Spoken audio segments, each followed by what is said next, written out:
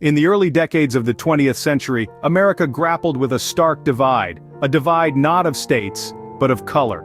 The civil rights movement emerged from this struggle, a struggle for equality, for justice, for the recognition of the simple truth that all men are created equal. Our story today takes place in the heart of this movement.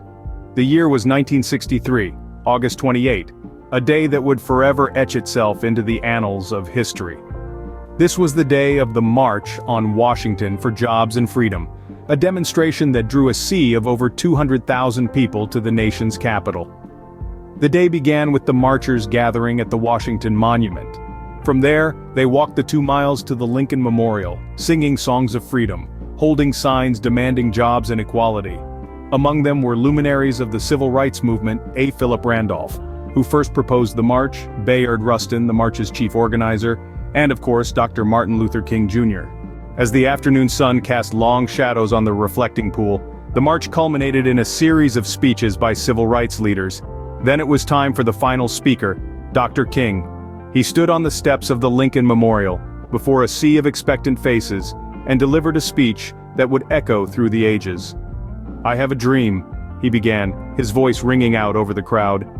For 17 minutes, he spoke of his vision for a future where his children would not be judged by the color of their skin, but by the content of their character. He dreamt of a nation where freedom and justice would reign for all, regardless of race.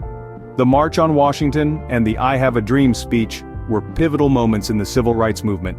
They drew national attention to the plight of African Americans and the need for comprehensive civil rights legislation. They galvanized public opinion, swaying many to the cause of civil rights. But perhaps more than anything, they gave a voice to the dreams and aspirations of millions of African Americans. They expressed the deep longing for freedom and equality that lay at the heart of the civil rights movement.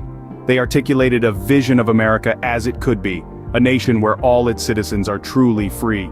So as we reflect on the March on Washington and Dr. King's I Have a Dream speech, we remember not just a historical event, but a beacon of hope. A moment that inspires us to continue the fight for equality, to ensure that one day, Dr. King's dream becomes a reality.